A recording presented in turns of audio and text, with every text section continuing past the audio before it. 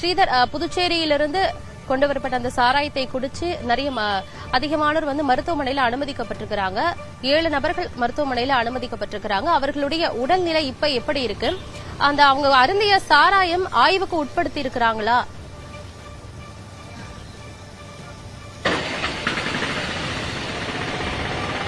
புதுச்சேரி மாநிலத்திலிருந்து பிரபு என்பவர் சாராயத்தை கடத்தி வந்து பூரி குடிசை என்ற கிராமத்தில் விற்பனை செய்துள்ளார். அதை குடித்த சக்திவேல் என்பவர் தான் முதலில் பாதிக்கப்படுகிறார். அவர் வாந்தி மயக்கம் ஏற்பட்டதை அடுத்து காவல்துறைக்கு இது சம்பந்தமாக தகவல் கிடைக்கிறது.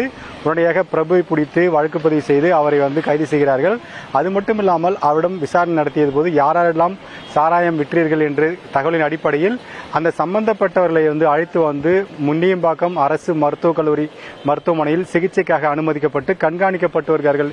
ஏதேனும் பெரிய பாதிப்பு ஏற்படக்கூடாது என்பதற்காக காவல்துறை இந்த நடவடிக்கையில் ஈடுபட்டதாக சொல்லப்படுகிறது. காரணம், இந்த கள்ளக்குறிச்சி சம்பவம் போல் மீண்டும் ஒரு சம்பவம் ஏற்படக்கூடாது என்பதற்காக முன்கூட்டியே இந்த நடவடிக்கையை காவல்துறை ஏற்படுத்தியிருக்கிறது. அதே சமயத்தில் இந்த பிரபு விற்பனை செய்தது புதுவை மாநிலத்தில் விற்பனை செய்யப்படும் சாராயம் என்று முதல் கட்ட தகவலில் தெரிவிக்கப்படுகிறார்கள். இருந்தபோதும் அந்த சாராயத்தை தற்போது காவல்துறை ஆய்வுக்காக அனுப்பியிருக்கிறார்கள். அதை கைப்பற்றியும் இருக்கிறார்கள். அவரிடம் இருந்த சாராய பாட்டிலை கைப்பற்றியிருப்பதாக சொல்லப்படுகிறது. தொடர்ந்து விசாரணையும் செய்யப்பட்டு வருகிறது. எப்படியெல்லாம் இவர்கள் கொண்டு வந்தார்கள், இதற்கு யார் காரணம் என்ற கோணத்திலும் போலீசார் விசாரணை மேற்கொண்டு வருகிறார்கள். குறிப்பாக புதுவை மாநிலத்திலிருந்து இந்த பூரி குடிசை என்பது 30 கிலோமீட்டர் தொலைவில் இருக்கிறது. எப்படி இவ்வளவு தூரம் அவரால் சாராயம் கடத்தி வரப்பட்டது, அதை ஏன் கண்காணிக்கவில்லை? குறிப்பாக காவல்துறை, சட்டம் ஒழுங்கு போலீசார் இருக்கார்கள், ஹைவே பெட்ரோல் போலீஸ் இருக்கார்கள், மதுவிலக்கு அமலாக்க பிரிவு போலீசார் இருக்கார்கள். இவ்வளவு போலீசாரையும் ஏமாற்றி ஒரு நபர் எப்படி சாராயத்தை கடத்தி விற்பனை செய்யலாம்? ஏற்கனவே இவர்கள் கண்காணிக்கப்படவில்லையா? அவர்கள் ஏற்கனவே ஏன் கைது செய்யப்படவில்லை என்று பல்வேறு கோணத்தில் தற்போது கேள்விகள் எழுகிறது. எது எப்படியாக இருந்தாலும் காவல்துறை பொறுத்தவரைக்கும் முதல் கட்ட தகவலாக அவர்கள் சொல்வது, இந்த சாராயம் என்பது புதுவை மாநிலத்தில் விற்பனை செய்யப்படும் சாராயம் தான், கள்ளச்சாராயமோ விஷச்சாராயமோ அல்ல. இருந்தபோதும் ஒருவருக்கு பாதிப்பு ஏற்பட்ட காரணத்தினால் நாங்கள் மற்றவரை அழைத்து இங்கு கண்காணிப்பில் வைத்திருக்கிறோம், மருத்துவமனை கண்காணிப்பில் வைத்திருக்கிறோம். இந்த சாராயம் புதுவை மாநிலத்தில் விற்பனை செய்யும் சாராயம் என்று தெரிவிக்கிறார்கள். அதே சமயத்தில் பிரபுவிடமிருந்து இந்த சாராயத்தை அவர்கள் ஆய்வுக்கு உட்படுத்தப்பட்டதாகவும் சில தகவல்கள் தெரிவிக்கிறார்கள். தொடர்ந்து இந்த விழுப்புரம் மாவட்டம் மட்டுமில்லாமல் தமிழகம் முழுவதும் சோதனை சாவடிகள் அதிகப்படுத்த வேண்டும், கண்காணிப்பும் அதிகப்படுத்த வேண்டும் என்பது கள்ளக்குறிச்சி விஷசாராயத்தின் போது எழுந்த மிகப்பெரிய ஒரு கேள்வியாக இருந்தது. ஆனால் இதுவரைக்கும் அந்த சோதனை சாவடிகள் அனைத்துமே முழு கண்காணிப்பில் கொண்டு வரவில்லை என்பது தற்போது ஏற்பட்டிருக்கும் இந்த சம்பவத்தின் மூலமாக வெளிச்சத்திற்கு வருகிறது.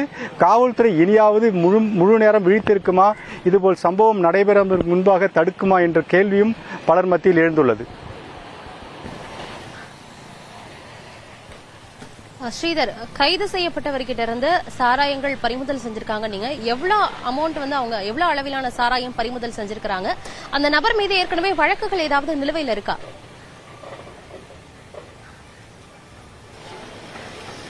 குறிப்பாக இந்த பிரபு என்பவர் கஞ்சனூர் பகுதியை சேர்ந்தவர் என்று சொல்லப்படுகிறது.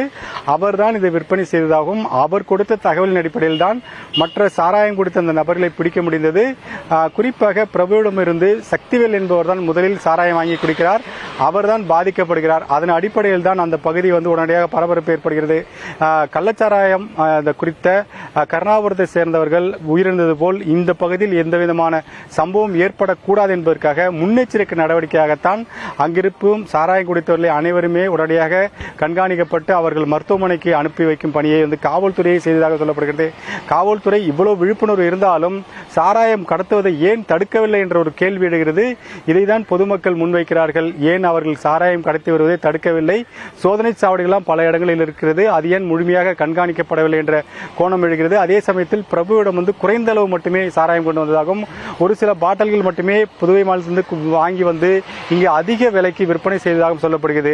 அதிக விலை என்பது அங்கு 50 ரூபாய்க்கு வாங்கிய பாட்டில் இங்கே 100 150 ரூபாய்க்கு விற்பனை செய்யப்பட்டுள்ளலாம் என்று சொல்கிறது. ஆனால் பெரிய அளவு அவரிடம் பறிமுதல் செய்யப்படவில்லை, குறைந்த அளவு பாட்டில் மட்டுமே இருந்ததாகவும் அதையும் காவல்துறை பறிமுதல் செய்து சம்பந்தப்பட்ட பிரபுவை கைது செய்து தற்போது சிறையில் அடைத்துவிட்டதாக காவல்துறை தெரிவிக்கிறார்கள்.